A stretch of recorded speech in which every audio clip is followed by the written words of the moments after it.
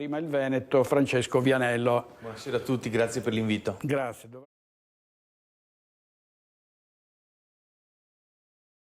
Anche le politiche appunto della montagna, ma non solo, perché è un professionista, avvocato come...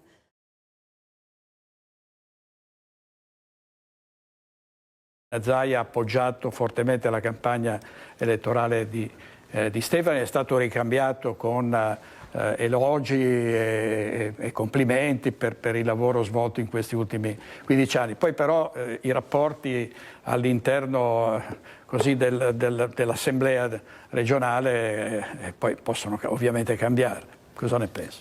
Beh, sicuramente è proprio il caso che forse stappi qualche bottiglia di prosecco per festeggiare il bellissimo risultato personale che ha conseguito.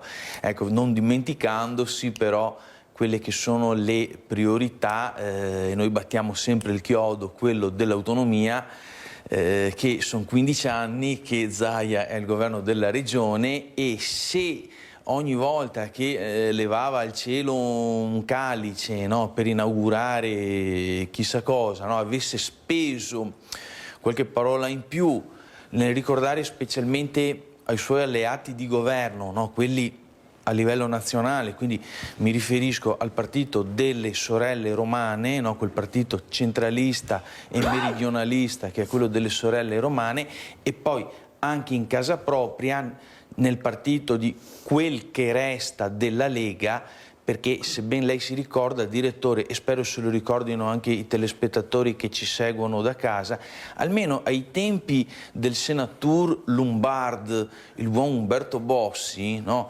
Almeno lui scalciava sistematicamente, minacciando anche i propri alleati di governo, che se non si fossero adoperati concretamente, no, per realizzare per la volta l'indipendenza, il federalismo fiscale, la devolution della Padania, ma oggi perlomeno, no, l'obiettivo dell'autonomia differenziata, ecco, almeno il Senatur minacciava a giorni alterni di far saltare l'appoggio al governo a livello nazionale. Ecco, sarebbe bello, veramente, lo dico col cuore in mano, se la Lega e Stefani, no, che è tanto giovane ed è tanto promettente, ripeto, si adoperassero di più in questo senso. Poi avete visto che purtroppo per l'ennesima volta è sfumata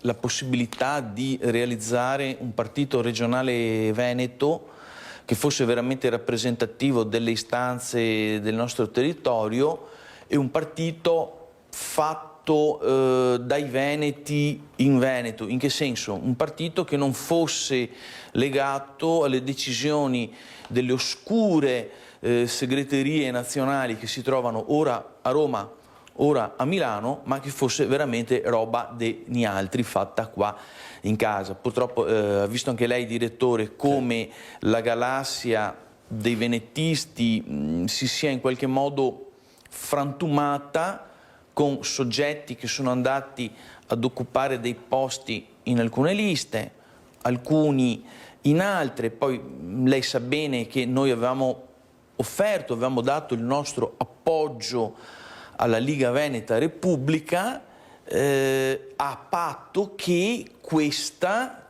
corresse da sola, quindi senza stringere alleanze con quei partiti nazionali italiani di sistema che noi da sempre contrastiamo. Poi purtroppo però avete visto le cose come sono andate. Il candidato Gian Antonio D'Arè è stato, come posso dire, perdonatemi se non trovo le parole corrette, forse accantonato, messo da parte da Liga Veneta Repubblica, che poi invece è andata a portare l'acqua al mulino di Stefani e a chi dell'autonomia se ne è fatto un baffo. Grazie Vianello. Sinistra si siedono nel Parlamento europeo insieme a Macron, cioè agli amici di Macron e quelli della sinistra.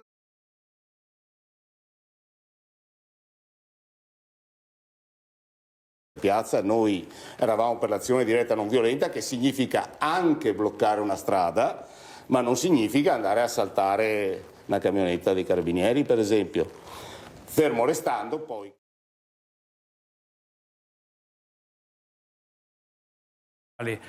Tornando a Francesco Vianello, Luigi Brugnaro è spesso fatto oggetto di attacchi da parte della sinistra. Come andranno ci sono le amministrative in primavera? Sì, sì, noi aspettiamo con ansia questo momento, no?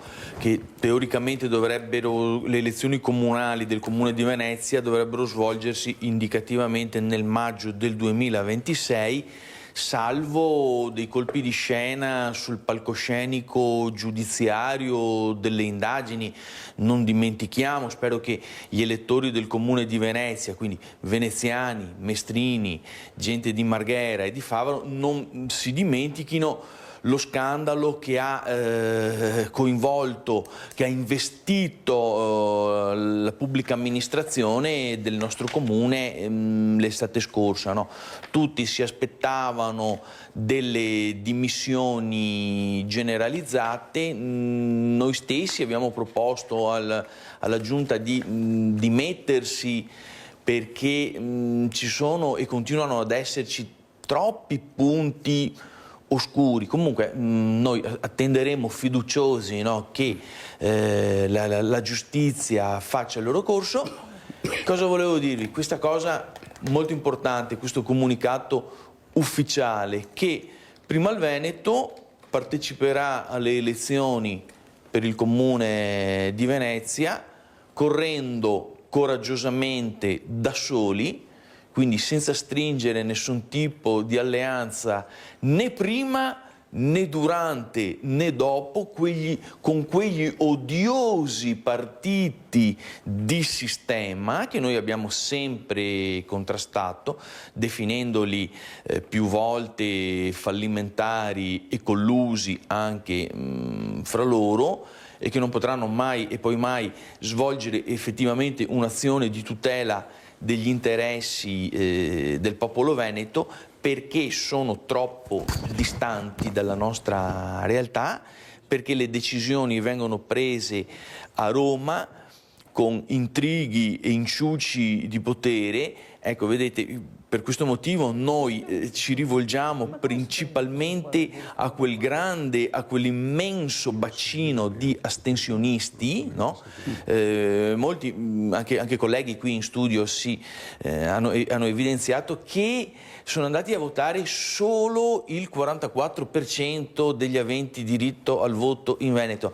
Ma se la gente che sta a casa sapesse la realtà di come stanno le cose, del dietro le quinte, cioè di come vengono gestite e composte le liste e le persone che vanno a occupare certi posti in lista, persone che hanno cambiato 3 tessere di partito negli ultimi 15 anni, io sono convinto che andrebbe a votare il 22% degli aventi diritto al voto, perché se venissero svelati gli altarini sulle alleanze fatte, promesse e poi sistematicamente disattese, i complotti... Vianello, mi raccomando i tempi per cortesia. Certo, e i tradimenti, andrebbe a votare molta meno gente. Secondo me una persona ha il diritto anche di cambiare idea, quindi il nostro collega parlava di persone che hanno cambiato tessere di partito eccetera.